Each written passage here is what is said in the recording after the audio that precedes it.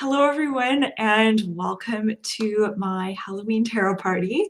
I'm so excited that you're here. I was just reading all the comments before I went live, and there's lots of people here, lots of questions.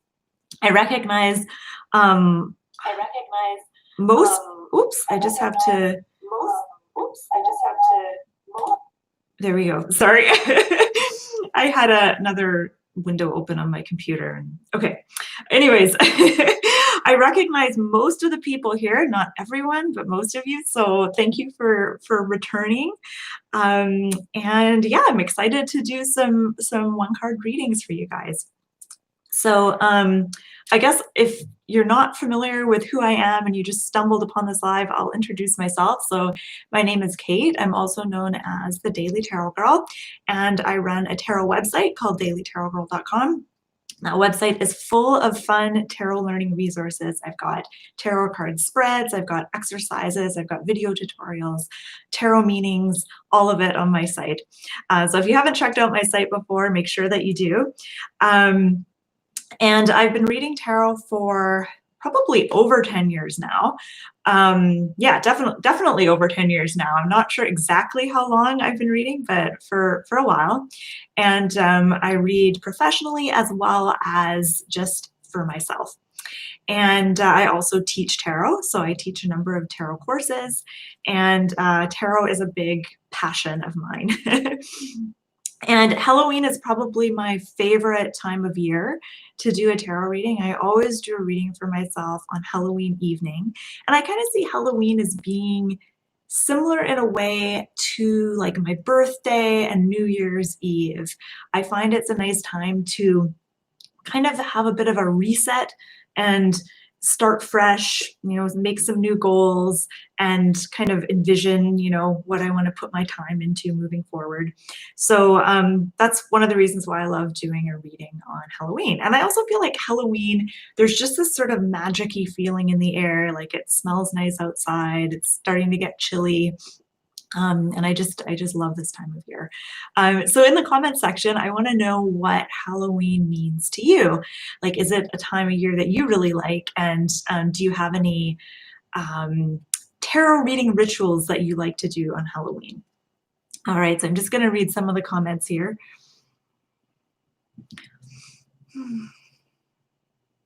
Thank you, Dina, for watching my weekly 3-card readings. All right. So I guess I'll just, oh, Gary asks me to introduce my cats.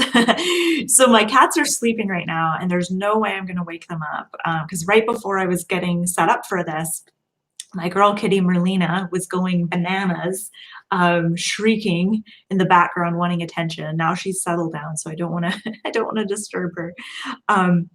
And I have 2 foster kitties that are downstairs in my basement. And I also don't want to go wake them up either because, yeah, all hell will break loose. And I just realized I forgot to turn on a light. So just give me 1 sec.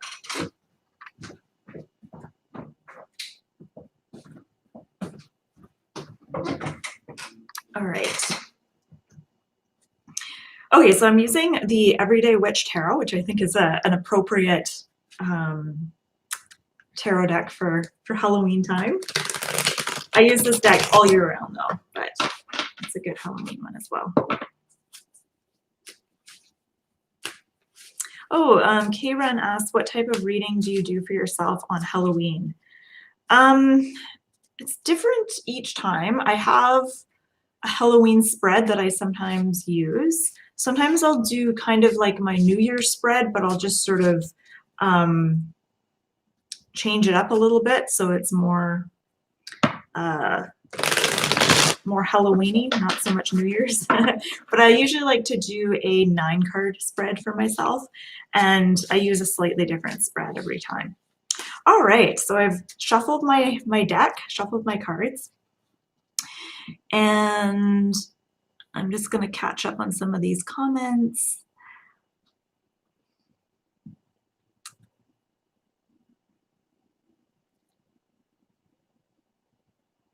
Yeah, Elizabeth, you said you love Halloween because it gives you the courage to be out of your shell. I haven't dressed up for Halloween in a few years. but that's one of my favorite things about Halloween when I did dress up is it helped me kind of get out of my shell a little bit. Okay, so I'm gonna do a reading for, oh, and I should say if you want a one card reading, let me know in the comments. If you have a question you want to ask the cards, let me know, but you could just have a general reading if you don't have a specific question. And I probably won't be able to read for everyone. In fact, I know I won't. So I'm just gonna kind of randomly choose here. All right, so I'm gonna actually scroll to the top of the comments because I think there was a few requests for readings there. And Candy says, Kate, I would love a reading. I've never had one before. Perfect. So I'm gonna give you your first tarot reading, Candy. So I've shuffled my deck and I'm gonna ask my cards, what tarot card does Candy need to see right now? 10 of Wands. Okay. So 10 of Wands, Candy, is telling you to slow down. You're working hard. You might be feeling a lot of pressure. You may be feeling kind of drained and exhausted, and maybe even I'm trying to think of the right word. It's like you're in need of some nurturing. It's like you need to refill your tank. You need to re-energize yourself. So ask yourself, are you biting off more than you can chew? Are you spreading yourself too thin? And are you trying to pick up other people's slack? Are you trying to make up for others who aren't really pulling their own weight? Or maybe you're just trying way too hard to prove yourself or to achieve something. Or maybe you're one of those people who can't say no when people ask for help or ask for favors. You know, you're always wanting to help. And that wanting to be helpful can be a double-edged sword, because of course that's a wonderful quality to have as a person, to be someone who wants to help others, but sometimes it can get you into trouble when you can't say no to people, when you overcommit and you know spread yourself too thin. So the 10 of Wands is saying, give yourself some time and space to nurture yourself. Now, what comes to my mind is, you know, spend a day, if you can, where you aren't doing anything. You know, have a day where you just relax in the bath, where you, you know, just read books you want to read. I mean, this is my ideal day. Maybe baths and reading aren't your thing, but you know, do the things that help you sort of recharge and refuel your tank, so that you can, yeah, re-energize yourself. So I hope that made sense, Candy. I hope that resonated. And Angela, I'm gonna do a reading for you. So Angela, you said you love not working Fridays, especially when you can hop on live tarot party. Perfect. Okay, so you would love a reading. Okay, I'm gonna shuffle my cards.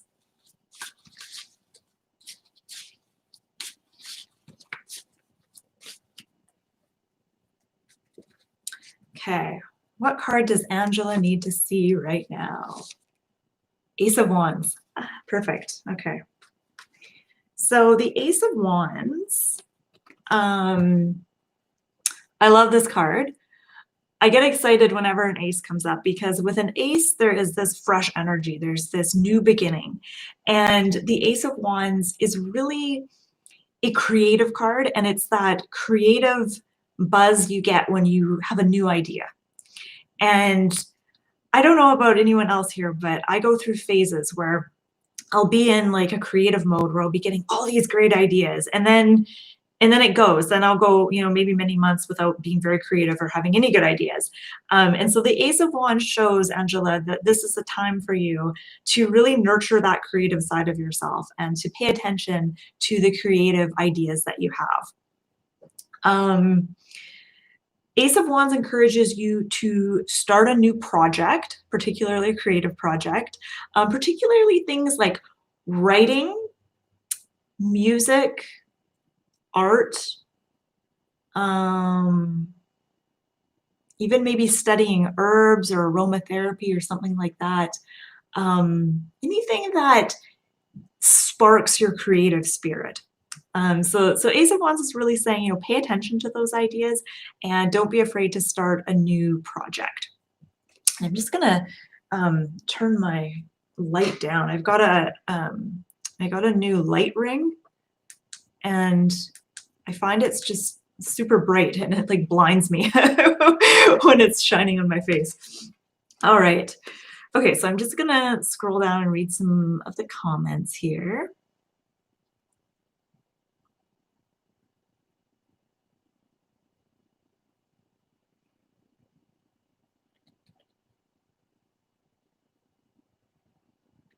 Okay, so I'm gonna do a reading for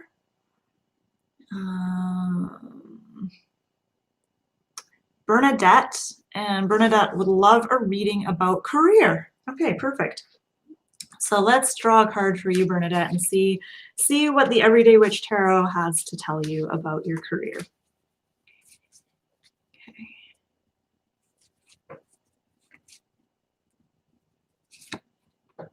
Nine of Wands. Okay.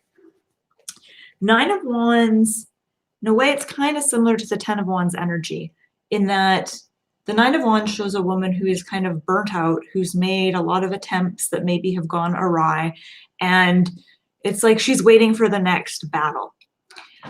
So in terms of career, and one more thing I want to say about this card is she has a bandage on her head and she has armor.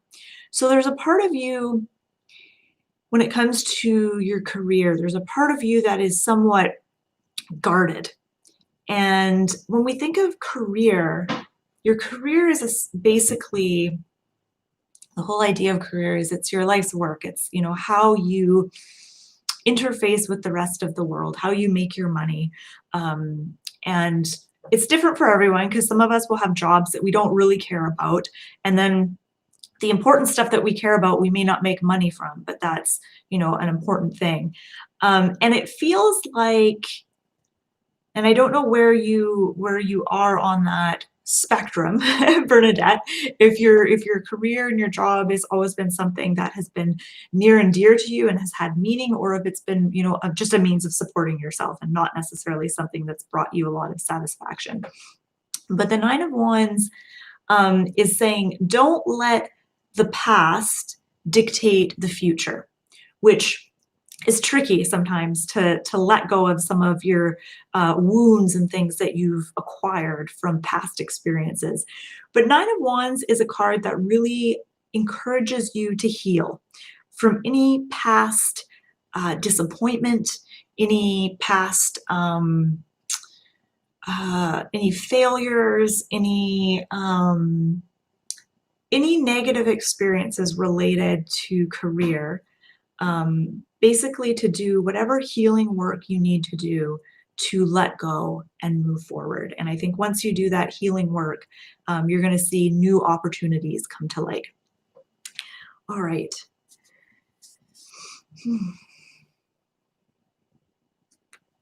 Oh, Angela. Okay, so I just gave Angela, you were the one that I just did with the Ace of Wands, and you said, thank you so much, Kate. I was gifted a ukulele years ago, but haven't spent much time on it and was wondering last night whether I should part with it. Now I feel like it's time to learn. Yeah, absolutely. Oh, goodness. Here's Merlina. Merlina's come to say hi. Say hi to everyone, Merlina.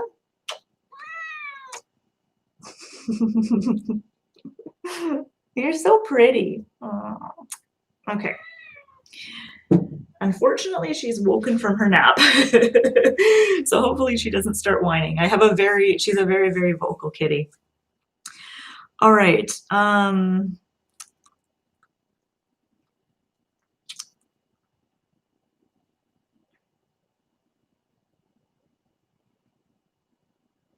I think I'm going to do something different. So for the next person I read for, I'm going to do the reading, but I'm not going to say what the card is. And for those of you, sorry, I have cat hair on my lipstick now. For those of you watching, see if you can guess what card I'm talking about. And then at the end, I'll show the card. All right. So I'm going to do a reading for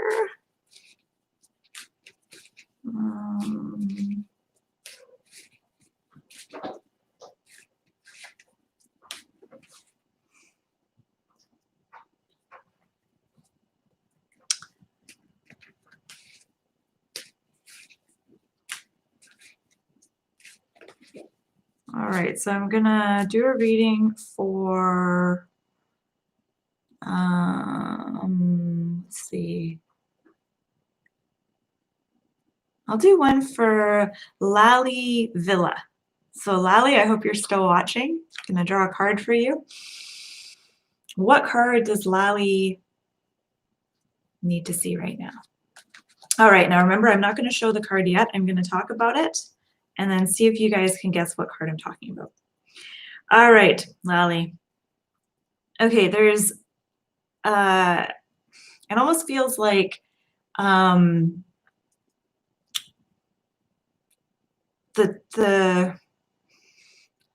geez, I'm really stumped here. I'm gonna say it feels like the tides have changed, or that there's like something new and fresh in the air. And it's like you're entering a new phase. And this is a time in your life where you may notice that you have more opportunities popping up for you here and there.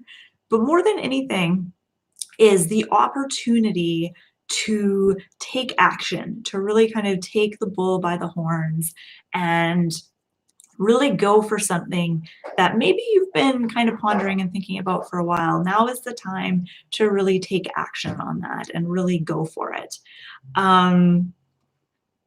This is a time to get your priorities straight and don't let the red tape distract you and get in your way.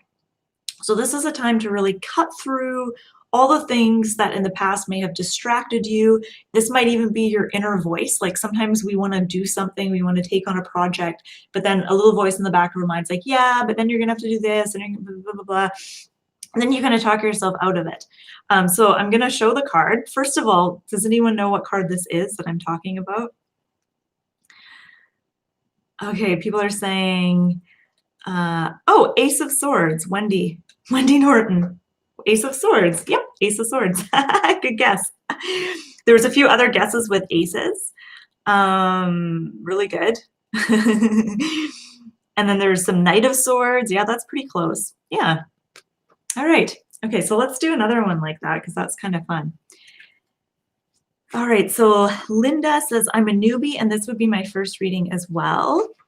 I have been studying for months now and I seem to be stuck. Okay, so Linda, what do the cards have to say for you?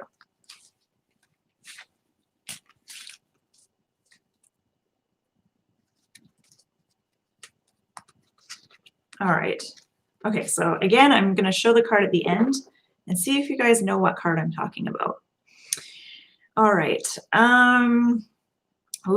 Okay, so this card is all about authenticity and being true to yourself and being honest with yourself about what it is that you really want, because you said you're kind of stuck in your studies. And I think the part of the reason that you might be stuck is part of you wants one thing, but then another part of you is like, oh no, but you should be doing this. It's like maybe your creative side wants to go in one direction, but your practical, analytical side wants you to stay the course and keep doing what you're doing. Maybe that's not true, but that's just an example. You know, part of yourself wants to go one way and maybe another part of yourself wants to go another way. Let's see if anyone's guessed it yet. Hangman, Magician, Four of Cups. These are all great guesses, but nope, none of them are right.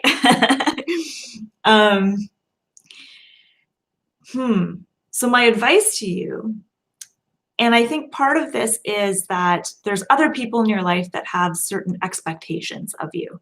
And if you were to change course, do things differently, or take up a new hobby, it might kind of rock the boat a little bit. So there's part of you that feels like maybe you're walking on eggshells. You want to keep everyone happy. You don't want to mix things up and cause too much instability and tension. The card is, oh, someone did guess it. Sophie Roberts guessed it. Seven of Swords. Yeah, bang on. And Sophia also guessed it. Seven of Swords, that's it.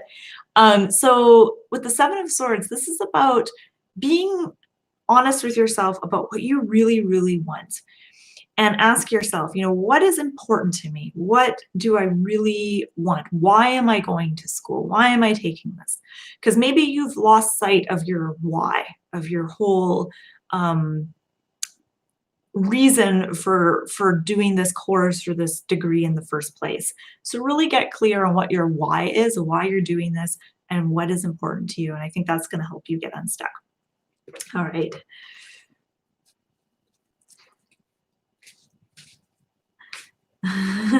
Okay. So Kyren, and I apologize if I'm pronouncing that wrong. I'm not good at pronouncing stuff.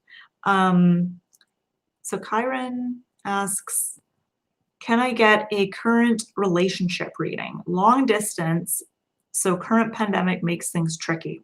Okay, so I'll draw a card for you about relationship. So I think the question, I guess I'll just ask, what card do you need to see right now in regards to your relationship? Two of Cups. That's pretty good. It's funny because often when people ask about a relationship, it's rare that I get like relationship cards. So this is a really nice card to get. Two of Cups shows that you guys are good partners, that you are making it work despite the trickiness of being in a long distance relationship over a pandemic. Let's see. I feel like there is this energy of collaboration with this card. And I think maybe even one of the reasons it's been tricky is that each of you has a different style of communicating and a different way of expressing emotions and feelings and thoughts. And I think one of you may be more inclined to be more open and sharing, and the other party maybe is different, isn't as open and as sharing. And so the Two of Cups really encourages you, instead of trying to make your partner communicate like you communicate, really acknowledging how they're different and seeing that actually as an asset for your relationship. So your differences can actually make your relationship stronger. Think of like puzzle pieces kind of, fitting together. And I think that coming up soon, and I'm not a big fan of making future predictions, but I think coming up soon, there'll be something for you guys to celebrate. I don't know if that's an anniversary or a birthday or something, but there is this air of celebration with this card. Like there's a coming together, celebration, joy, yeah, good feelings. But this is a really nice card to get for your relationship. And I think it's a good omen. It's letting you know that things are strong, even when sometimes they feel like they're not. So I hope that was helpful for you. All right. So Dennis says, I went to immigrate in Germany. What would the cards say? All right. Okay, Dennis, King of Cups. All right. So King of Cups is a really positive card to get. He's got his telescope, which means he's kind of looking into the distance. He's seeing the big picture. But I feel like this is also almost like looking into the future, kind of planning things out for the future. And I feel like this is a positive card to get. But you asked, you want to immigrate to Germany. What do the cards have to say? King of Cups is an interesting card. He is an emotional man. He's very good at processing his emotions and his feelings, but he's a king. So he has this grounded and powerful masculine energy to him as well. So it's this really interesting combination of kind of feminine and masculine traits. But what does it mean for you in regards to immigrating? I'm not really sure. um, if you're asking for a yes or no answer, which I don't think you were, but the King of Cups seems to be encouraging you.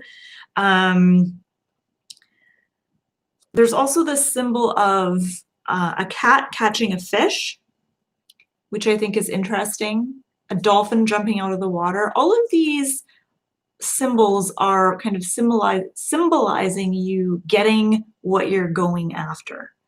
So I feel like this is a positive omen, but beyond that, I'm not sure what else it means. So hopefully that gave you some ideas. Hopefully that was helpful for you. Okay, so Mira asks, can I get a reading on why I tend to sabotage myself? I often get in the way of my own success. Okay, don't we all, hey? Okay, so I'm going to shuffle my cards. And I'm going to do the same thing I did earlier where I'm not going to show the card right away, and I'll let you guys guess what card I'm talking about. Okay, so why or what does Mira need to know about her self-sabotage patterns? Okay. All right.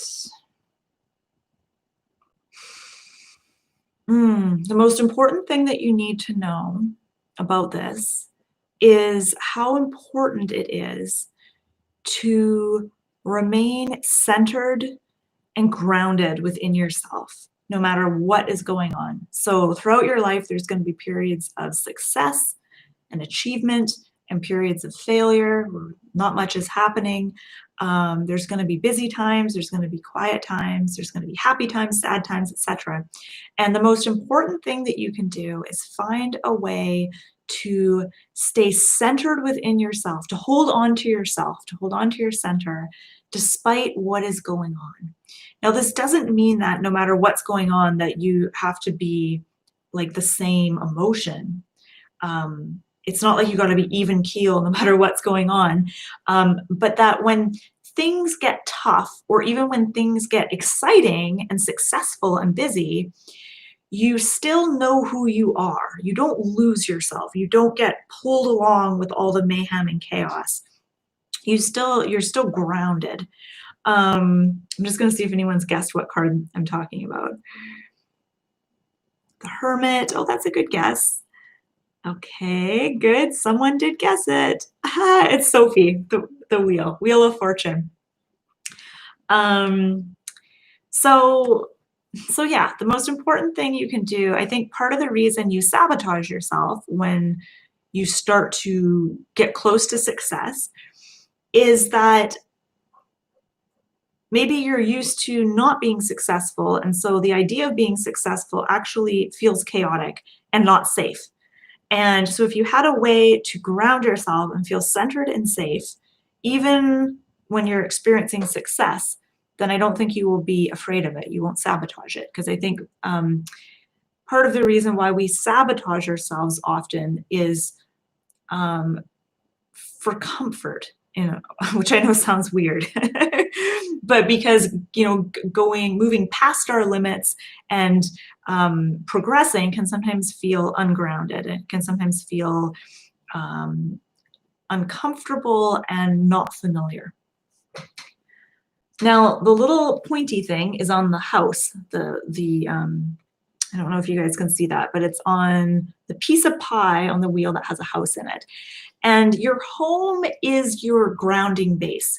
So having a home that feels good for you, a place where you can go and recharge your batteries and feel safe and grounded and protected, that's going to be really important for you. So, and one other thing that just popped into my mind is that your body is your home as well. And so even if you're not technically at home, or maybe you don't like where you live, you can still feel at home in your body, in yourself. And I think learning some of those tools So like focusing on maybe learning meditation, looking into breathing practices, whatever helps you feel grounded and centered within yourself is going to be really helpful for you. Okay.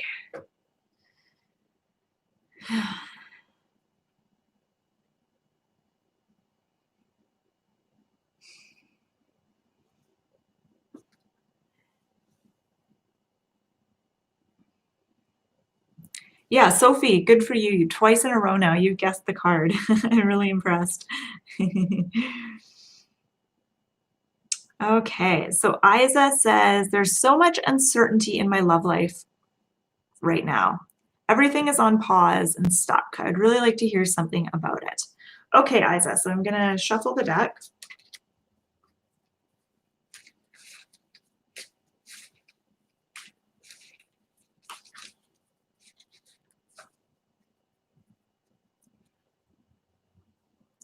Okay, Isa. So the card you got is Knight of Cups. So Knight of Cups is actually what I think of as a romantic card. The Knight of Cups is a romantic character. He's very idealistic. He has this idea of what love should look like and feel like and be like. And this guy is willing to sacrifice everything to pursue that. So he's very romantic and very idealistic. But your question was that your love life, there's a lot of uncertainty, everything's on pause, everything's stuck, and you wanted to hear a bit more about it. I feel like the Knight of Cups is kind of giving me more info about you and how you approach relationships and your love life. And I think you are idealistic, which can be a good thing and a bad thing sometimes because it sets you up for disappointment, right? What I'm getting from this card, though, is how important it is for you to stay in your heart right now. Because as there is more chaos and uncertainty in your love life, it might feel uncomfortable to stay here, to stay in your heart, and to stay in that place of being open and feeling and being willing to connect with another person, because it makes you feel vulnerable. And so there might be a tendency as things start to get uncertain to shut that part down and to maybe go into your head and analyze things and think about things and stress out about things. And the Knight of Cups is saying, stay in your heart, stay open, stay true to yourself, because this is who you are. It's your nature to be loving and open and heart-centered. So find a way to connect with that part of yourself on a daily basis. And I like to just kind of meditate where I focus on my chest. I breathe into my heart space. I might put my hand on my chest and just allow that feeling center to feel whatever I'm feeling in that moment. And so that's kind of what I'm getting from this card. So I hope that made sense, and I hope that was helpful for you. All right, so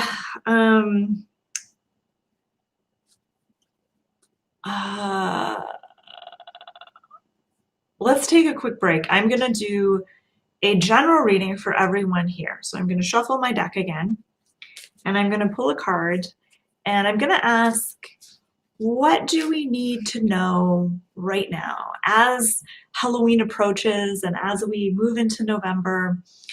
What should we all be focusing on? Now, this is a general read, so I know that everyone is in different places in their lives right now. But my intention here is to give everyone some ideas moving forward. All right. So again, I'm not going to show this card. I'm going to draw a card for all of us, and I'm going to talk about it. And I want you guys to guess what card I'm talking about. Ooh, it's an intense one.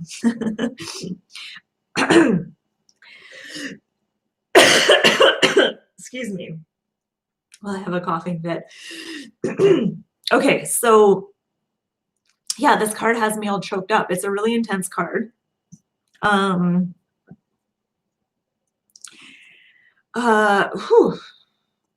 Okay, so People are guessing already.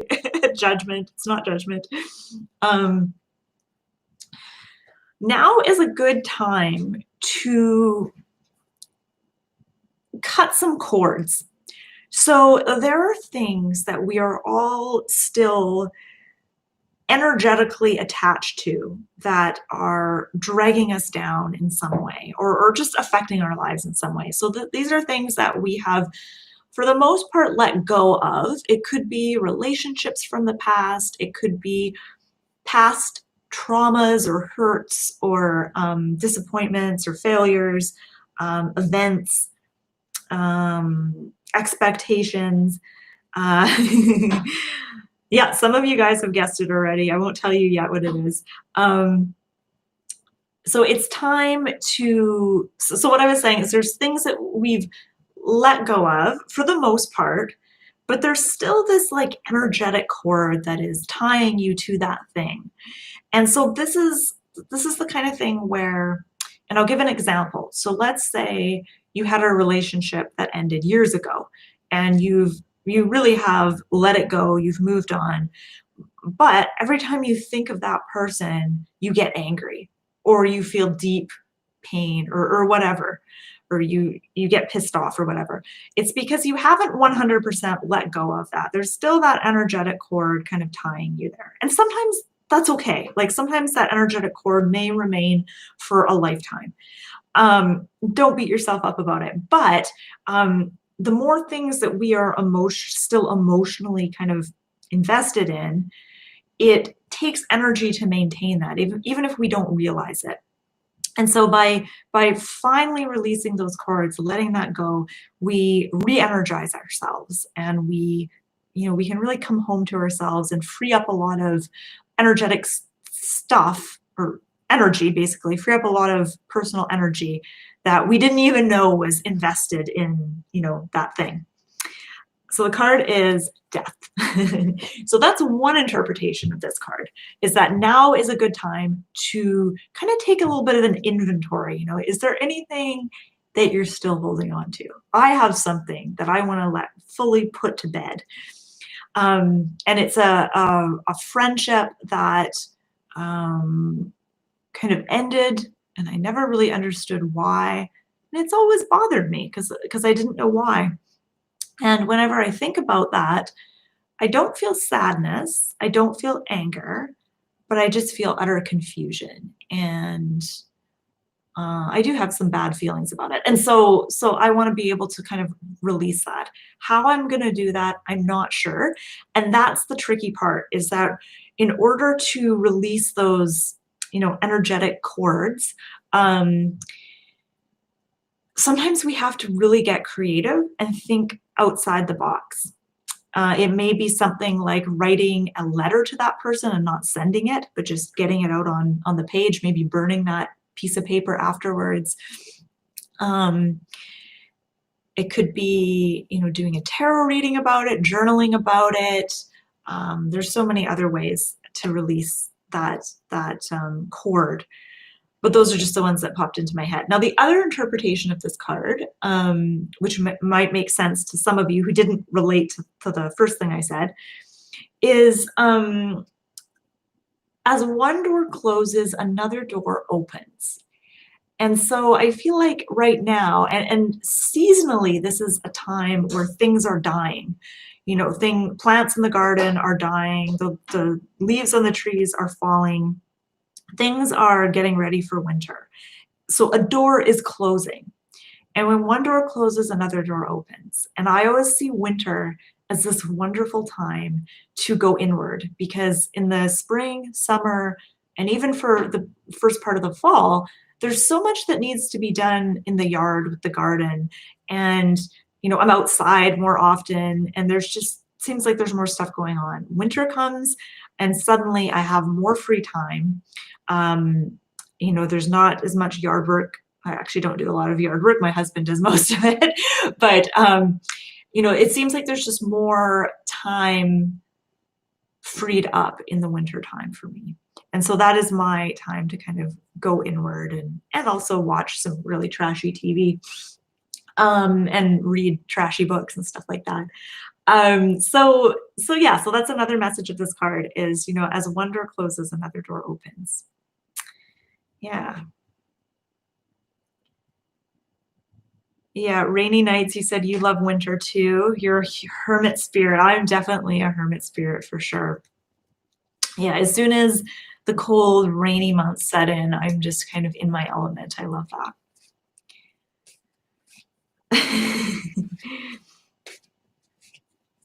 All right. So I'm gonna reshuffle my deck here.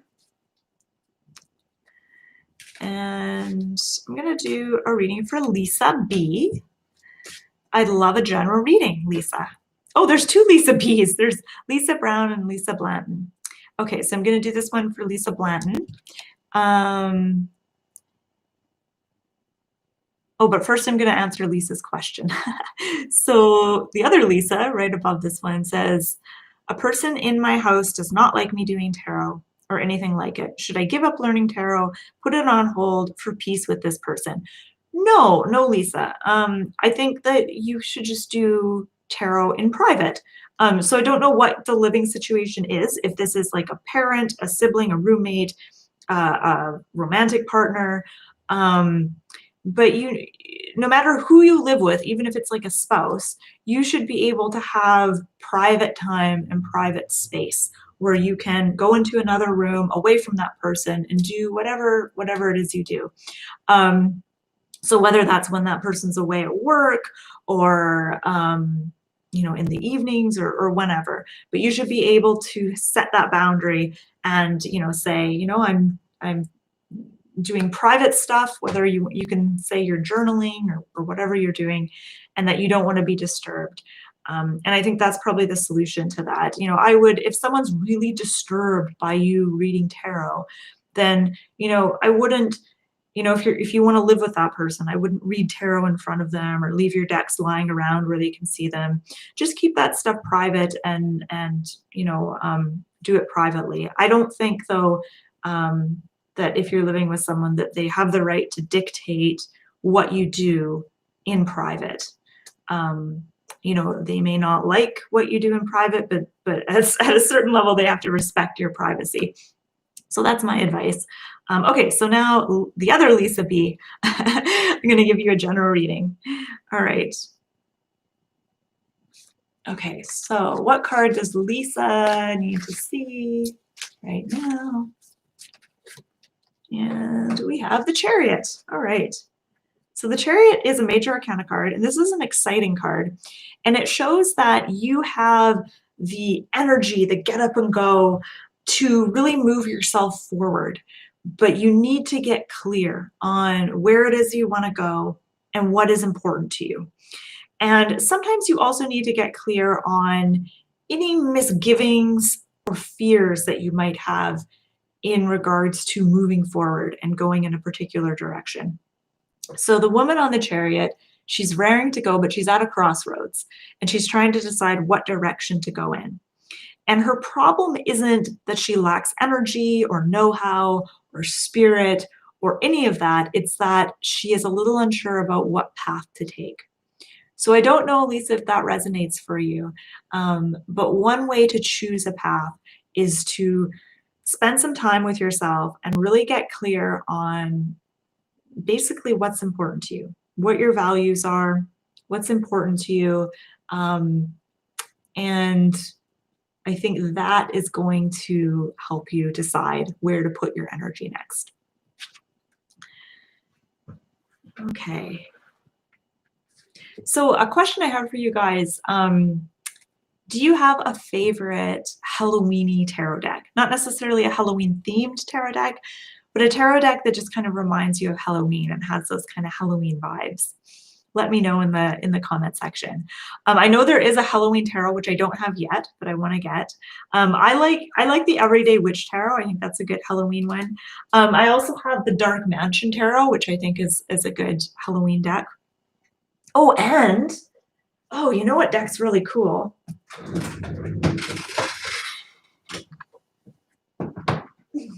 The Shadowland Tarot. Oh, I haven't used this one in a little while. This one's a really neat Halloweeny one. I'll show you guys if you haven't seen it. Does anyone have the Shadowland Tarot? I mean, look at the card backs. They're little bats.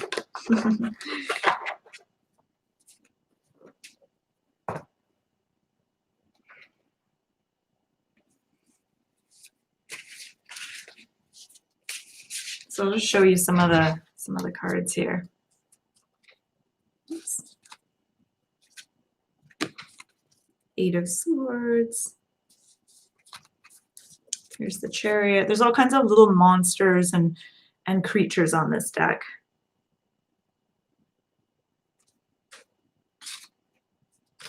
Four of Swords, skeleton in a hammock. D. Jackson, you've got the Zombie Tarot. That's cool. I've heard lots of good things about that one.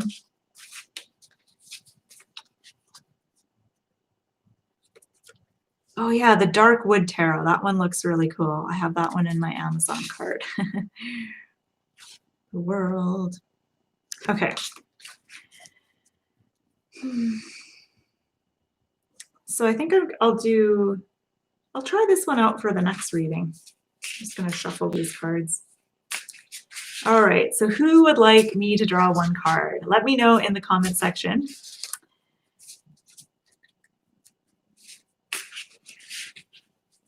All right, so Anna from Portugal with like a general reading. Perfect. All right, Anna. Ooh, 10 of Cups. I love it. Okay, so this is, I feel like my camera is blurry when I hold the card up here, but you guys maybe can see it more clearly when I hold it back. An exciting announcement I have is I've just ordered a new webcam online. And I should be getting it any day now, and it should be way better than this webcam that I've had for like 8 years. So my next live hopefully will be crisper and clearer. All right, so Anna, you got the 10 of Cups, and this is one of the most colorful cards in this whole deck, which is really cool. Now, what does the 10 of Cups mean? 10 of Cups, in many ways, is what I call a feel-good card. When it comes up in a reading, it can symbolize things coming together, dreams coming true, you know, realizing a dream. More than anything, it's a feeling-centered card. It's about that feeling of kind of getting the warm fuzzies and feeling just really fulfilled and content. But this particular card shows 10 cans of colorful paint, and they're all overflowing. And so, and then there's a crab with a little paintbrush in the bottom, which is super cute. I feel like the beauty of this card isn't really coming through on the video. It's actually much more brighter and more beautiful than than how it's appearing. I feel like there is a message here about creativity, Anna, about picking up a paintbrush or a pencil or something. And also, I think that you maybe have multiple talents, multiple creative talents, and see if you can experiment with combining them in some way. I'm not sure what that might look like, but finding a way to really combine your talents. Just trying to think if there's anything else I want to say about this card. I think just accepting the possibility that dreams can come true, even ones that feel impossible or unrealistic can come true. And I think this is just a reminder for you to, as cheesy as this might sound, this is a reminder to really kind of hold on to your dreams and don't lose hope. Okay. All right. So Ebony asks, are you a Cancer? No, I'm actually a Virgo. Okay, so David asks, so David says he draws 2 cards every day. And this morning I got the moon again. I think I've had the moon every other day for a good few weeks. Any thoughts? Yeah, so people call cards like that kind of stalker cards because they keep showing up in readings. They keep appearing. They won't leave you alone. And I think when a card keeps showing up, it's because you haven't really got the message the first time around. So it keeps coming up until you do get the message. I would encourage you, David, to really go deep with this card. So spend some time contemplating the moon and don't just traditional meaning of the moon because that may not apply to you. Really look at the card, on the card, and what significance those symbols have for you. Is that specific card trying to tell you something? See if you can even dialogue with the card. Pretend that card is like a personality. And as you're gazing at it, see if you can kind of have a little conversation in your head. I know that sounds weird, but see if you can talk to that card and see if it has any messages for you. The moon is an interesting card. I actually really love the moon. The moon is it's about our subconscious and the power of our subconscious mind and the parts of ourselves that are kind of hidden from us, that tend to be revealed during the dream time when we're sleeping. Yeah. So whenever I get the moon, it's usually an invitation to pay closer attention to my dreams and start writing my dreams down. Uh-oh, Lisa said the video froze. Well, it wouldn't be the first time. That's for sure. All right. Sabrina asks, how can I practice trusting my intuition? I get stuck in my head all the time. Yeah, that's the tricky thing with intuition, is that we're so trained to be in our heads all the time. And in order to really connect with your intuition, you have to kind of get into your body and into your heart as well. So connecting with the heart, connecting with the body. So I think make a conscious decision or a conscious effort to spend time each day connecting to your body and connecting to your heart space, whatever that looks like for you. So don't try to be intuitive, because when you're trying to be intuitive, I think we're sort of still in our heads and it's not really going to work. So relaxation is key as well. It's really hard to be in touch with your intuition if you're really tense or if you're really trying hard to do something. So I find, and again, I'm going to talk about hot baths. I love hot baths. And I find relaxing in the bath or even having a hot shower just helps me get grounded, helps me kind of get in my body, and it helps me relax. And so just doing something like that and then focusing on my heart space, those are two really powerful tools that help me kind of shift into intuitive mode. So experiment with that. Experiment with connecting to your body more deeply, and really grounding yourself in your body, paying attention to how your body feels, and what that does is it helps you get out of your head. So that's the first step. And the more in tune with your body you are, the more in tune with your intuition you are, because your intuition actually communicates to you through the body. And the body doesn't lie. So that would be my number one tip for becoming more intuitive.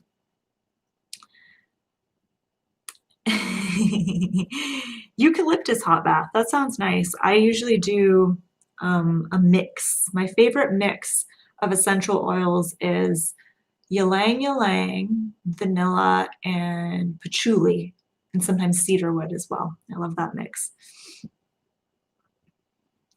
Oh, Haley asks, tips on breaking and bonding with a new tarot deck. Yeah.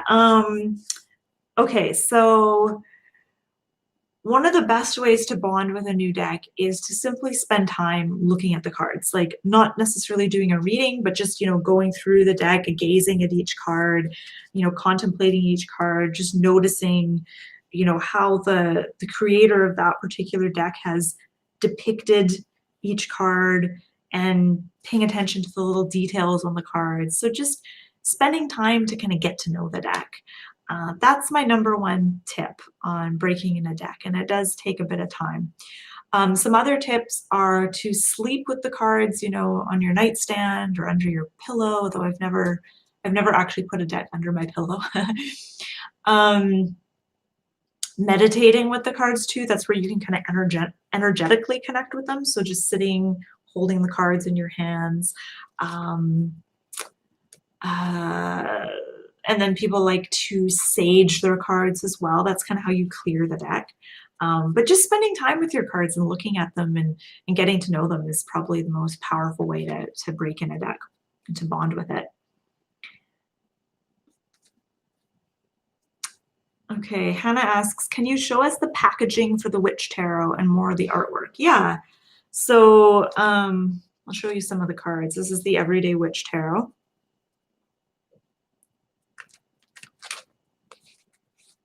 And it comes in a nice box. I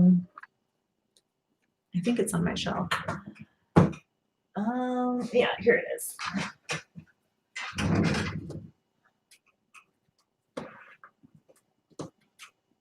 So it comes in a pretty big box. It's by Deborah Blake and Elizabeth Elba. And it comes with a little book.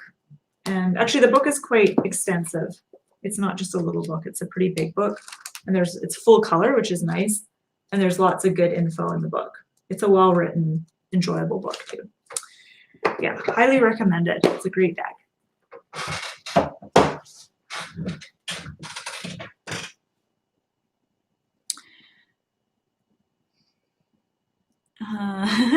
Is it weird to feel guilty about getting several decks?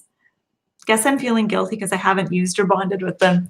Yeah, I feel bad too. I have a lot of decks that are beautiful and I just don't have the time to read with them very often.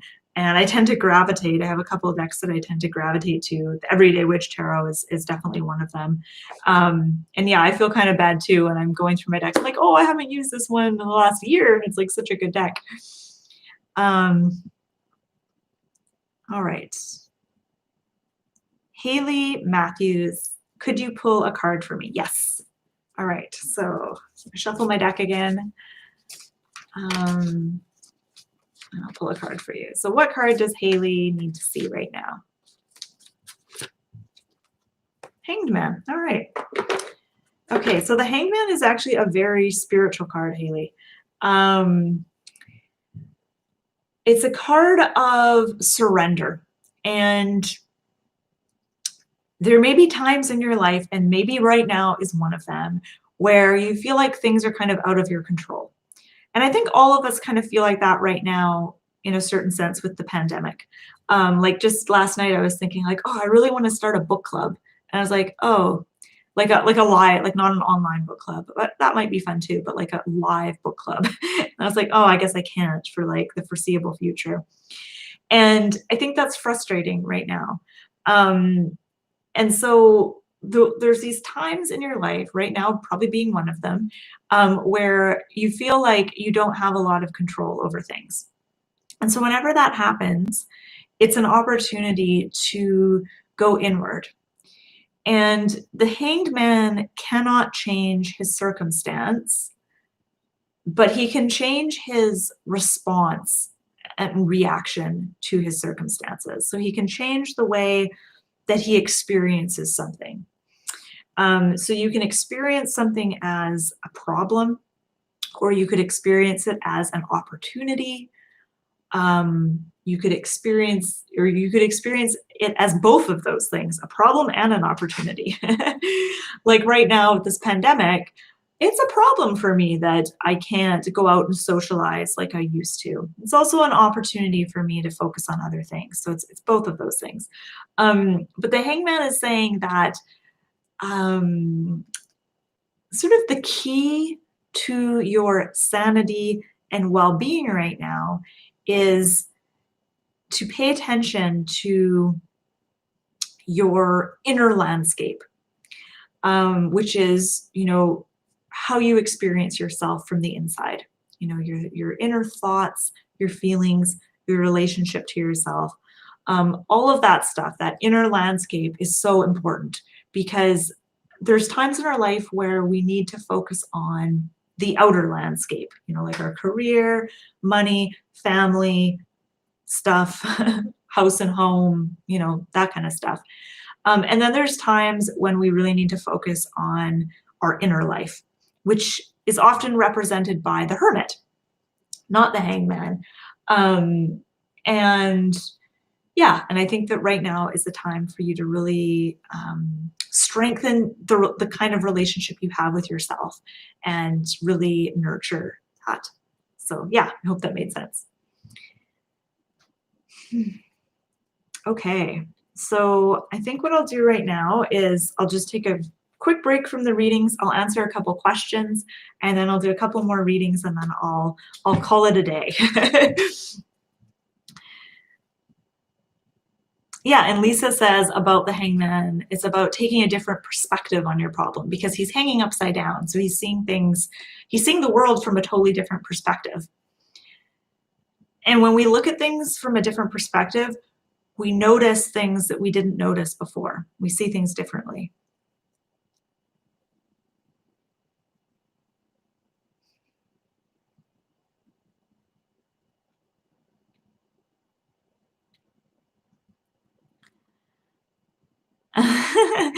Ebony also wanted to start a book club, but it went nowhere. Yeah, I think I've tried to start a book club a couple of times in the past, and it hasn't really gotten anywhere. I remember one girl in the book club wanted to read a different book every week. And we're like, what?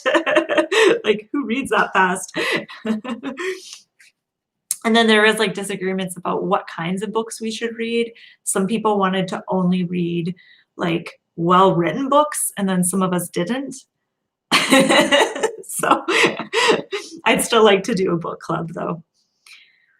Okay. So, one question I have for you guys is, do you have any plans for Halloween? Because this Halloween is on a Saturday night and it's a full moon, which is crazy. So do you have any plans for Halloween? I sadly do not really have any plans. I have not been invited. Well, there's no parties happening, so haven't been invited to any parties. I will be carving a pumpkin and I will be doing a tarot reading for myself. But other than that, I don't have any exciting plans. I think, I might make some popcorn and watch a movie, not a scary one because I hate scary movies. There was someone I was gonna do a reading for. Is Sophie still here? Because Sophie asked for a reading, and I was gonna give her one, and then I got distracted. So Sophie, I'm gonna draw a card for you, and I think the question you asked was something like, what do I need to be focusing on, or something like that. So I'm gonna draw a card for Sophie. Just because Sophie guessed correctly twice in a row what card I was reading. So the card for Sophie is, and I will keep this secret, and this is going to be a tough one for you guys to guess, but I'm going to talk about it and see if you can guess what card I'm talking about. All right. So this card is encouraging you to be sensible and practical and rational with your decisions. There are times when it pays to be more creative and to go with your heart and to throw caution to the wind. Now is not the time for that. This is the time to be methodical, to go through your finances with a fine-tooth comb, and to be really down to earth, really rational, analytical in your approach to decision making right now. There will be a time where you can get out of this mode and go back to being a little more airy-fairy if you wish, but now is the time to be really sensible and practical. It's also a time for learning, particularly reading and books. Now, I just want to see if anyone's guessed what card I'm looking at right now.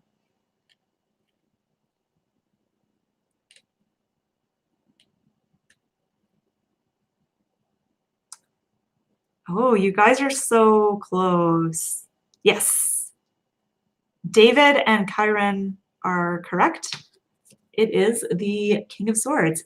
So I feel like the King of Swords, he's the kind of guy where if you give him a contract to sign, he's not just going to be like, okay, he's going to like read through that thing with a fine tooth comb and read every little detail before he signs up. And that's kind of what you need to be doing. You need to really be thinking about things. And there's all these books in the background. Now, the King of Swords, he loves books, he loves reading, he loves learning. He's the kind of guy who is like, wow, this is amazing that all these people in the world have written books on topics where I can just get that book and learn something by reading. And so this card also seems to be encouraging you to study. I don't know if it's encouraging you to go back to school, but it's definitely encouraging you to expand your knowledge through book learning. All right, and I don't know if I don't even know if Sophie's still here. Okay, let's see, I'll do a few more readings here. Okay, Patty, you would love a general reading, and I like the little ghost emoji that you gave me. All right, Patty, and I noticed someone mentioned Kit Kats up in the comment section. So I'm curious if anyone has a favorite Halloween candy that they like. I'm just going to shuffle the deck for Patty. I used to, when I was little, when I was a kid, my mom used to get these, she'd get this big bag of these things, and they were chewy, but they weren't caramel, but they were light caramel, but they were almost more like molassesy, like a treacly kind of flavor. And they weren't, I mean, they were sweet, but they had like this like treacle molassesy flavor. I forget what they were called, and I loved them so much. And you can't get them anymore where I am. I haven't seen them for ages. And my husband bought a big bag of Reese's peanut butter cups from work, and I tried one, and I used to love Reese's peanut butter cups when I was a kid, and I ate one, and I was like, this is not what I remember it to be. It's just very sweet, kind of grainy, didn't really melt in my mouth. And so I don't know if chocolate bars, and I feel that way about not just Reese's peanut butter cups, but like other chocolate bars that I used to love when I was a teenager, and I eat them now, and I'm like, oh, they're not as good as I remember. And I don't know if the chocolate bars have changed or if like my taste buds have become more sophisticated. Okay.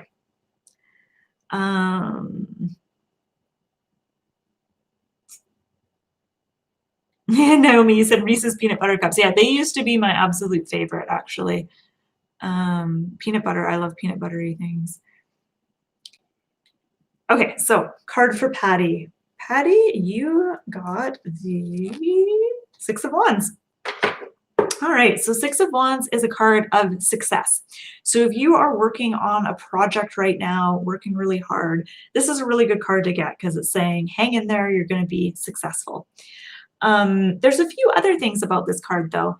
This card is about winning the approval of others and how good that can sometimes feel when you get acknowledgement and accolades from those around you, whether it's from coworkers, family members, friends, whatever community you're in. It's always nice to have people's not just approval. This goes beyond approval. It's having other people's not just admiration, but that feeling where other people are really impressed by what you've done. And they feel that what you bring to the table, what you bring to the community or the group is really worthwhile. And in the case of this particular card, everyone's celebrating this woman in red. So whenever this card comes up, it also invites you to ask some questions about your relationship to approval. Do you approve of yourself? Do you approve of yourself? And can you visualize yourself as being successful at whatever it is that you're trying to do right now?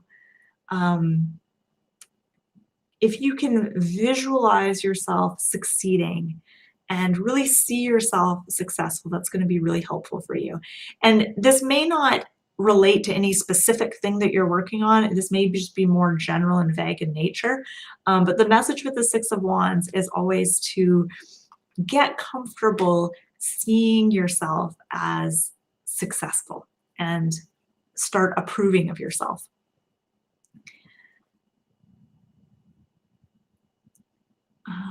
Okay. So I'm going to do a reading for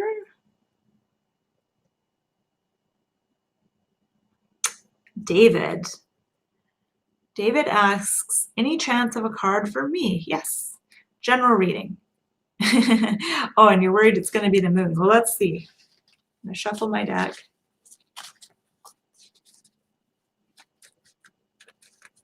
Okay, so David, and I'm going to hide the card so you guys can guess, what card this is.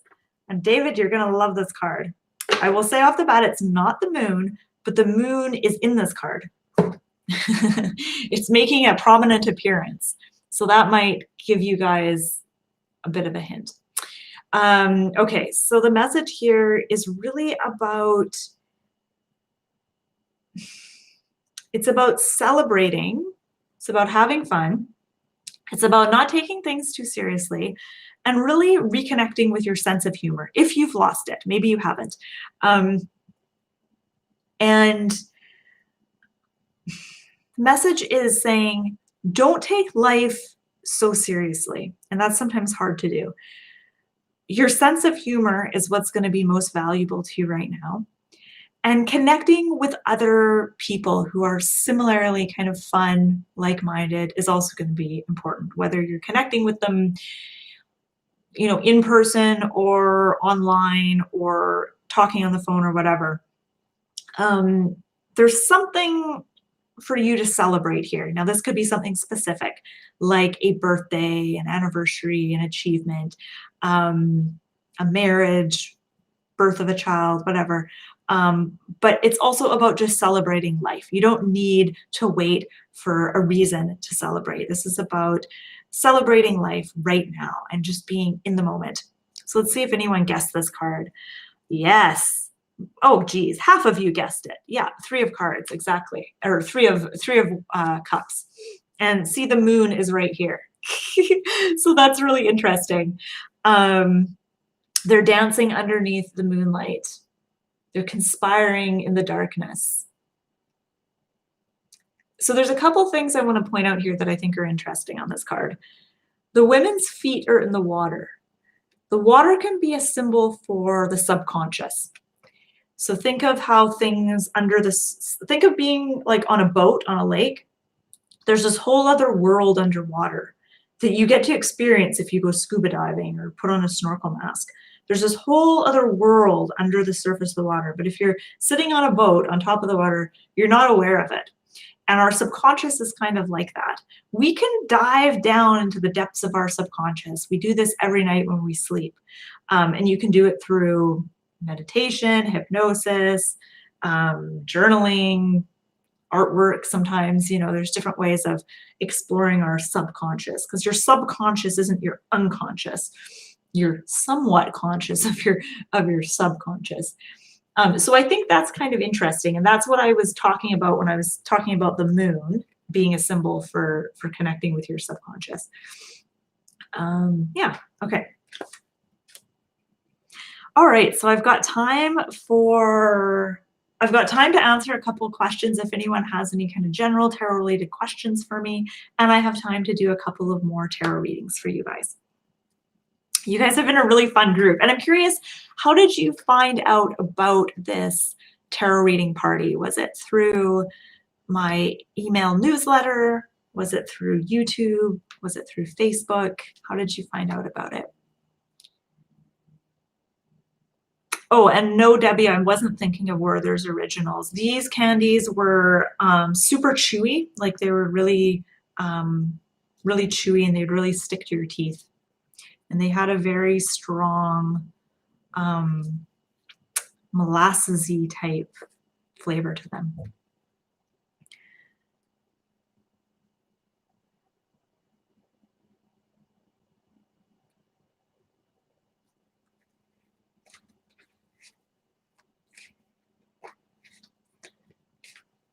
Aw, thanks, Lisa, for for subscribing to everything I have.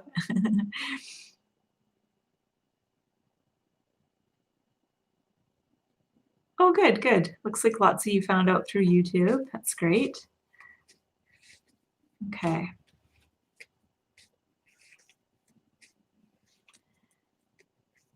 All right, so I'll do a reading for someone here. Let me just shuffle my deck.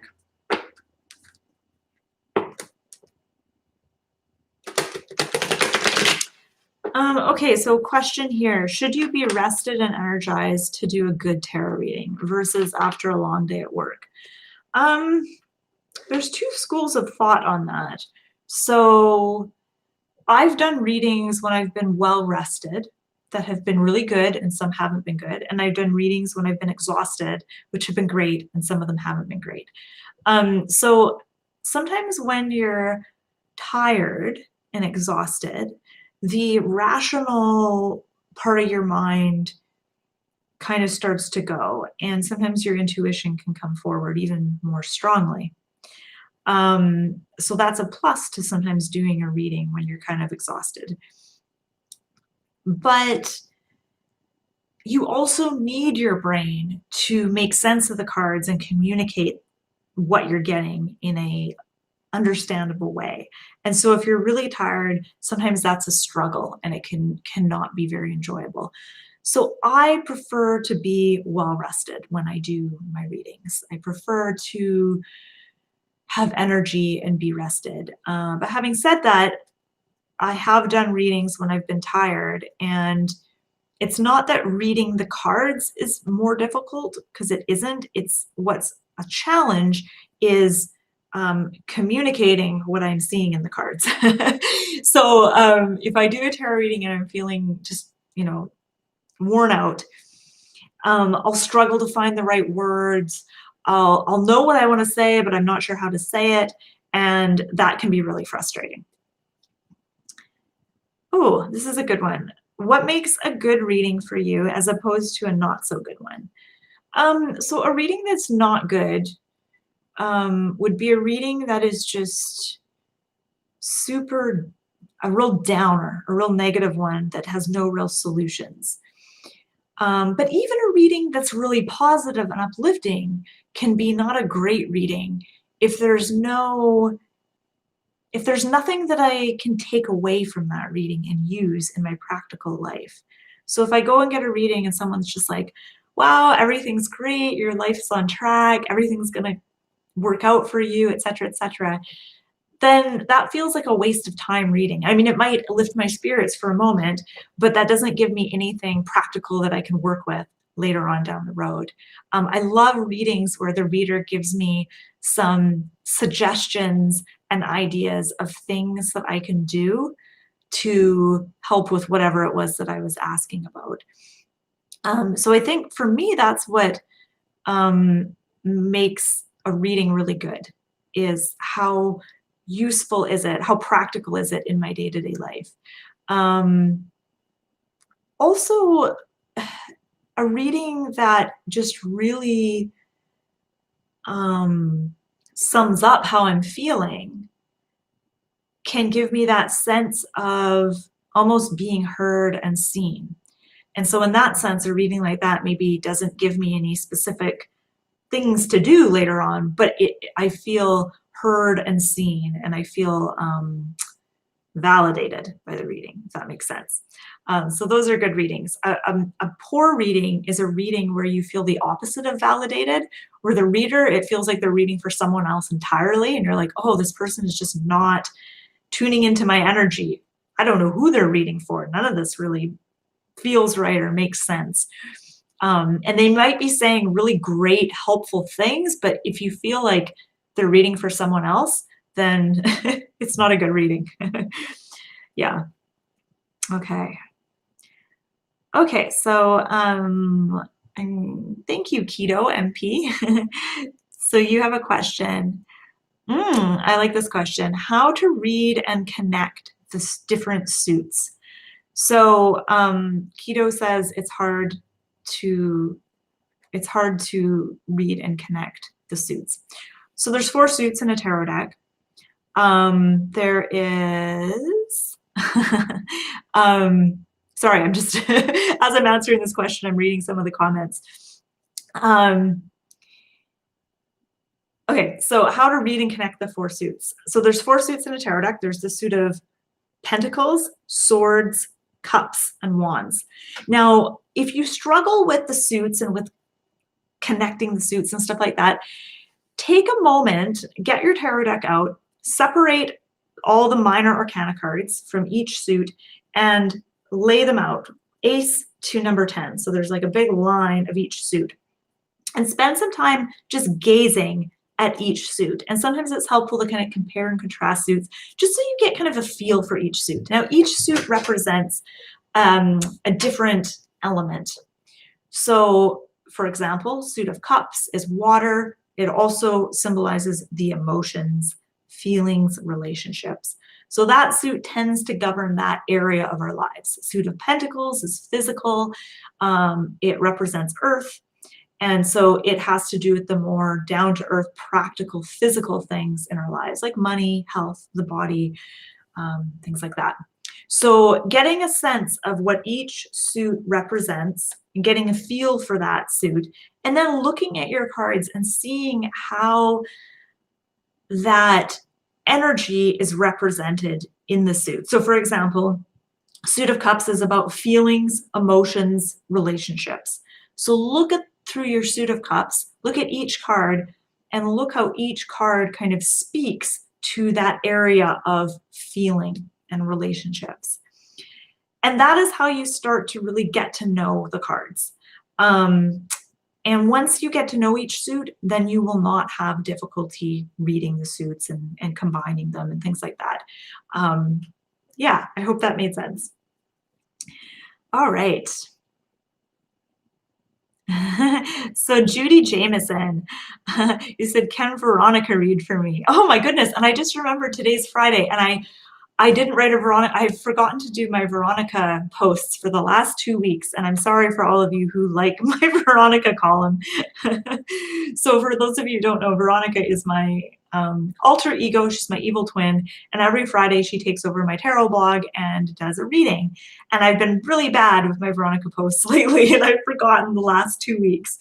I should do that right after I get off of this. I should write a Veronica reading for today. Okay, okay, so Judy would like a card for her current love interest. All right.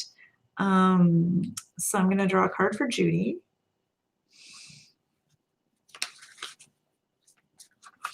Okay, so Judy, you've got 8 of Cups. So 8 of Cups shows someone walking away. And I'm not saying that you should walk away from your current love interest, but what this is about is you're at a point in your life where you're no longer sad. How do I say this? You're looking for sort of the deeper feelings. You're no longer satisfied with just a relationship that looks good on the surface. You want something deep. The 8 of Cups is about someone going off in search of the missing cup, in search of what's missing. And what's missing in this card is feeling an emotion and feeling emotionally fulfilled by something. So with your current love interest, I can't remember if you said new love interest or current love interest. Let me just reread your thing. Current love interest, okay. Is that there's perhaps just one thing missing, and that thing might be some sort of feeling or emotion. And so the 8 of Cups is about the journey to find that. And there's, of course, 2 ways you can do that in your relationship. You can end the relationship and look for that in another relationship, or you can look for that within your existing relationship and try to cultivate more feeling, more emotion, more sensitivity in your relationship. I hope that made sense, Judy. All right, so I'm gonna do a, oh, thank you, Maria. Maria's given me a shout out from my courses. I'm so glad you liked my course, Maria. Okay, I'm gonna do a reading for rainy nights. Or did I already do a reading for rainy nights? Rainy nights, thank you. And let me know if you want a reading and if you have a question. And thank you so much, Namri. And also, Namri, if you have a question or would like a reading, let me know. Okay. So to answer Namri's question, my course is not, I have two e-courses that are available on my website. One is about learning the tarot card meanings, and the other one is on learning the court cards. Those are available in my shop. If you go to, I'll put a link in the thingy. Those are available all the time. I do two longer, so I'm just gonna post a link to my website there. I do two 4-week-long courses, and I run those in the fall and in the spring. So my next one won't be till the spring, so not for a little while. All right. Okay, so I'm gonna draw a card for rainy nights. All right.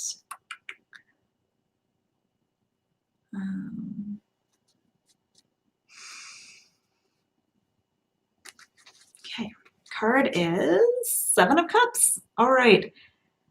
7 of Cups says, rainy nights, take a deep breath. And I know rainy nights is probably not your given name, but take a deep breath. You probably have, I don't know if you've been feeling overwhelmed lately, but this card shows that not only do you have lots going on, but you may feel a little bit overwhelmed with all the different opportunities and options that are coming your way.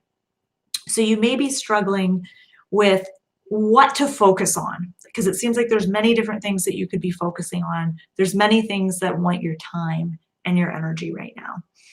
And the 7 of Cups says, you know, it's okay to take a moment to consider all the things that are trying to compete for your attention. You know, consider it all, take it all in, but don't spend forever in that limbo where you haven't committed to anything yet. The 7 of Wands says eventually you're going to need to commit to something. And there may be a fear for you that by committing to something that you're closing all these other doors. And the 7 of Cups says, you know, don't worry about that. There's many different paths to get to where you need to go. And so this idea that by committing to one thing and focusing on one thing and letting go of other things that you won't get to where you need to go. But 7 of Cups is saying, let go of that fear, relax. You'll get to where you're meant to go. But you're going to feel a lot more settled, and you're going to be a lot more powerful if you can make a decision and focus on one or two things as opposed to putting your energy and attention into a million different things. Okay.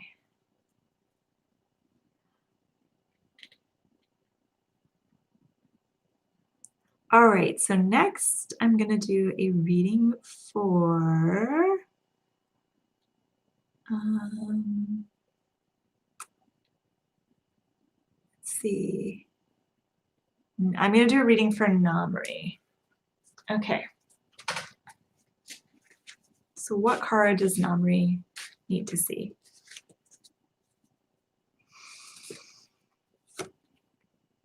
Ah, 4 of Wands. Nice.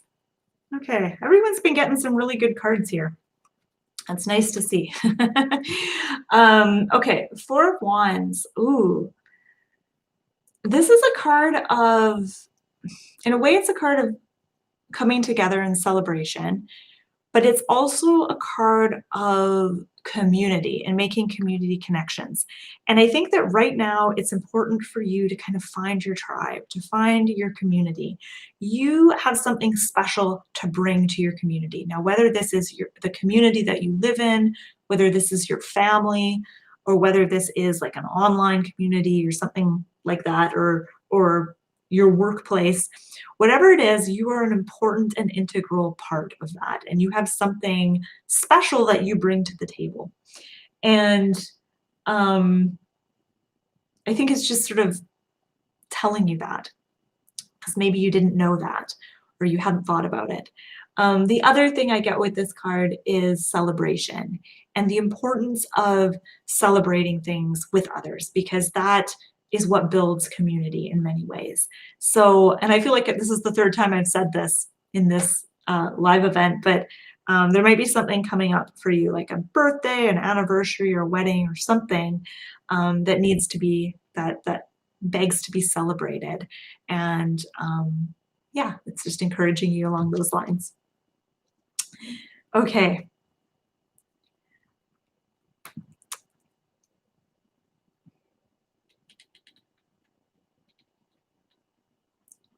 All right, so I feel like I have kind of exhausted my reading capabilities right now.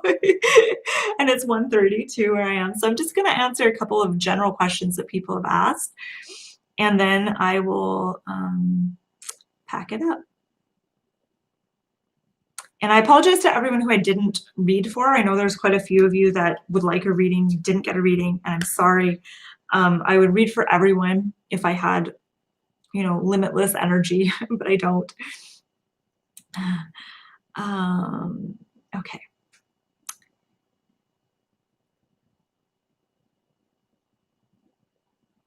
Just bear with me. I'm just kind of scrolling through the comments here.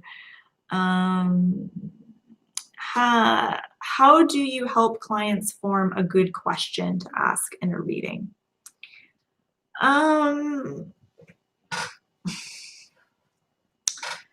I feel like open-ended questions are better than closed-ended questions. So a closed-ended question is, will I get this job? Or should I apply to college?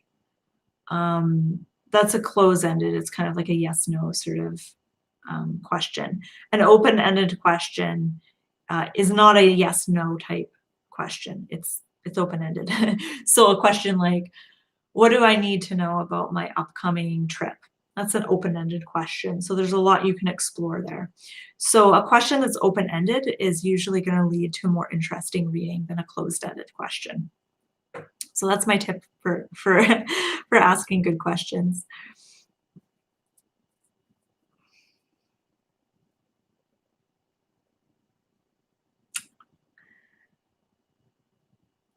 Yeah. So Lisa, you said, considering the climate of today, lots of celebration cards and messages. I feel like it's interesting because I've done some of these live events where every other card is like a really heavy, difficult card. This did not feel like that. There was a lot of celebration cards. We got the Four of Wands, Three of Cups. I think there was another one too. Yeah, we got a lot of really happy, uplifting cards, which I think is interesting. Oh, Hannah Rose asks, can you talk about the star card? Yeah, let's see if I can find the star card in this deck. I love the star. That's actually my favorite card in the tarot. Here she is. So I love the star. She represents hope, but I have my own sort of personal relationship with this card. This card comes up for me when I am stressed out about life in general. And when I'm feeling just overwhelmed and feeling like I'm trying to control everything and not succeeding, this card will come up to say, take a breath, just chill, relax, sit back, and trust that everything is unfolding in the way that it needs to unfold. And I feel like that's what the message of the star is. It's saying, there's a certain order to things, and everything is unfolding in the way that it needs to. And that might be different than how you want things to unfold. So when I get this card, it's not saying everything is going to work out how you want it to. It's saying everything is working out how it needs to, and you're going to be okay. So that's the message I get with this. And it's whenever I get this card, I feel at peace when I see it. It's a card that's saying, find a way to be at peace and to let go of trying to control everything, let go of trying to micromanage your life, and just have a little bit of trust and faith in life in general.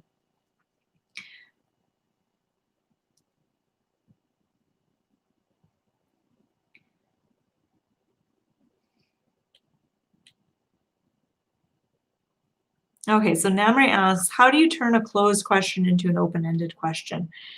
Okay, so let's do this. So a closed-ended question would be, um, will I get the job that I applied for? That's a closed-ended question. You could turn it into an open one by asking, what do I need to know about the job that I applied for? And that opens it up.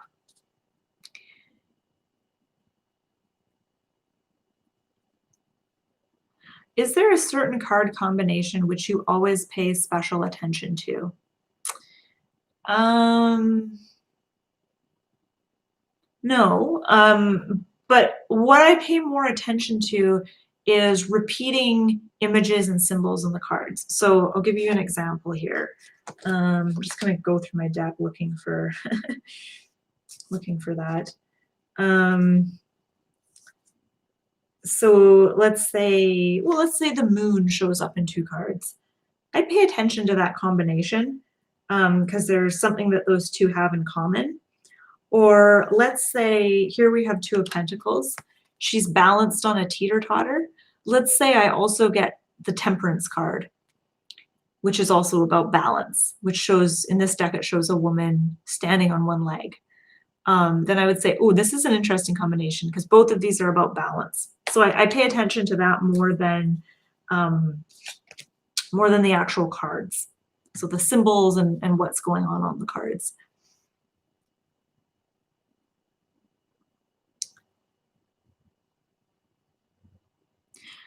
Okay, so Mystic Tarot says, I started reading the Celtic Cross spread. What is the best way to start understanding the cards in different positions? So when a card is in a particular position in a spread, so let's in the Celtic Cross spread, you have one card that is, I think, the card of the past. So when you're reading a card that's in the past position, you're looking at that card through that lens. So that is going to affect how, the kinds of things you notice about that card and how you interpret that card. It's like putting on glasses and you're looking at it through the lens of the past. And then I think there's another position in that spread that's the near future. So then again, it's like you're looking at that card through that lens of the near future. So I would just practice reading cards through those different lenses. Practice, grab a card. Here's the star. How would you read this card in relation to a romance question? If you're, what kind of advice would the star have about relationships? What kind of advice would the star have about career? And it's going to be a little bit different. It's going to be similar, obviously. What kind of advice would she have about anxiety? Or what kind of advice would the star have about travel? Really practice looking at one tarot card through multiple lenses, and then you're going to get comfortable seeing the card in different situations and scenarios. Am I dressing up for Halloween? I don't think so. Unless I change my mind at the last minute. I do have a lot of costumes here, so maybe. Okay, why do you not read the future? I agree. I choose not to use that word, but may say one possible outcome. Yeah, so it's not that I don't read the future. I just, I don't feel like I don't have a lot of confidence in my ability to predict the future. I can predict possible outcomes or probable outcomes, but my talent for predicting things is not that great, so I don't focus my readings on that.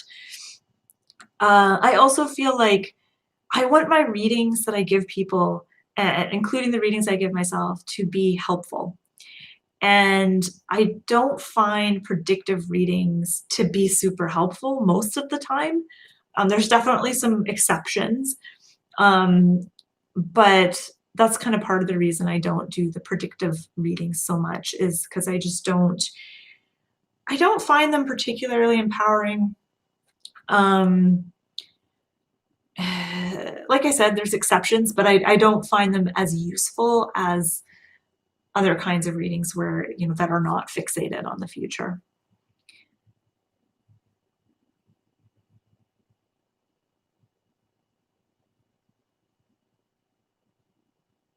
Yeah, and I agree. I want my reading to be helpful in the now too, in the present. All right. Um, how to choose a perfect tarot teacher. Look no further than me, obviously. I'm just kidding. Um, how to choose a perfect tarot teacher. I don't think there's any such thing as a perfect tarot teacher. I would think just choosing a teacher that has a reading style that you kind of resonate with, that you like, or better yet, a teaching style that you resonate with. And what I've noticed when I've looked at other tarot teachers online is that everyone has a different personality. Everyone has a different approach, a different demeanor. Some people are really serious. Some people, like myself, I tend to be not as serious. I tend to be a little more lighthearted. Um, Everyone is different in their approach to tarot and their style of teaching, and so I think just going with someone who resonates with you, who you like learning from. Do I believe in those global spreads? Those people that post 3 cards, tell them to pick one and give a general answer. I don't believe it. Tarot is a very intimate thing to me. Okay. I'm not really sure what you mean by global spreads. Um, I've definitely seen the readings where a YouTube reader will lay out 3 cards, and then you choose the card, and then they turn the cards over and read them. I think it's kind of fun. It's a way, I think, to make the reading more personal. So my 3 card readings that I do, people always ask me this. They're like, "How can you do a reading for like everyone that watches? Like, how is that? Like that doesn't make sense." And I think of it as being kind of like when you like are going through the newspaper and there's like a little horoscope in the back of the newspaper or the back of a magazine and you read it. I kind of think of my readings kind of like that. Like it's general. It's not meant to be like personal, but you might take something personal from it when you listen to it. Yeah, so I don't think I answered your question. um, oh, Lisa, that's such a nice compliment. Everything you've learned from me. Thank you. That makes me so happy to hear that. Oh, and Keto clarified by saying, by global spreads, I mean social media spreads. Okay, I don't think I've seen any social media spreads yet, so I think I'm kind of out of the loop on that one. Um, all right.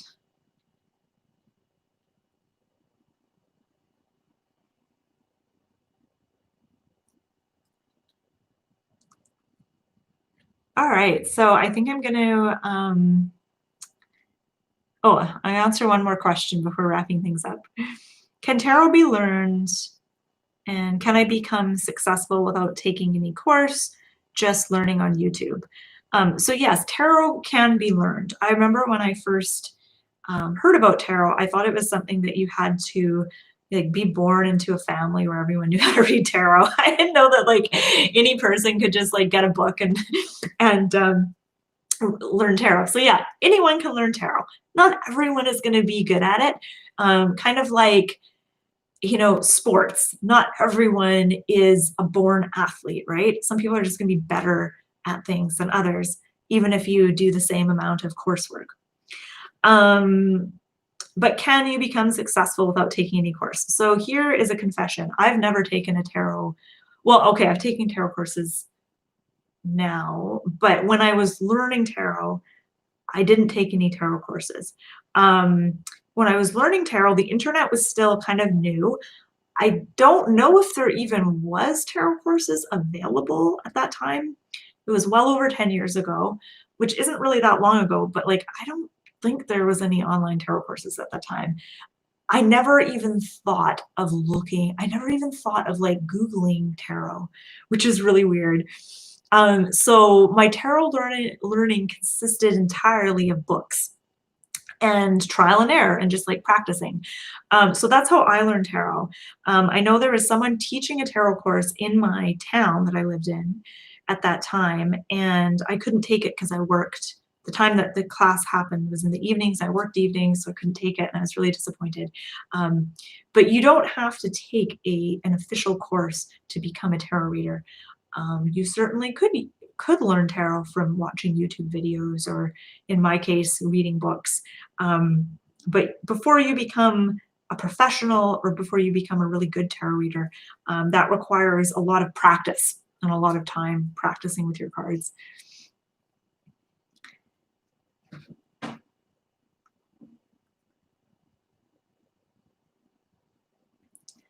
Thank you everyone for being here, and thanks for all your lovely words of encouragement and your compliments and and thank you so much for everyone for asking, your questions and letting me read for you. And thanks everyone for being here. It's such an honor to spend this time with you, and I hope you guys have a wonderful Halloween. I know I'm gonna be carving my pumpkin and roasting pumpkin seeds tomorrow. So, yeah, so thank you everyone for being here. I've had a lot of fun, but it's almost 2 o'clock and I haven't even eaten lunch yet, which is crazy. I had a really filling breakfast, so but now I'm hungry for lunch. So thanks everyone for being here. Bye bye. Oh, and I should give my website a plug. If you haven't been to my website, dailytarotgirl.com, check it out. I've got lots of fun tarot learning resources there. And I hope everyone here has a wonderful Halloween, and I hope you have a wonderful, fantastic rest of your day. Bye bye.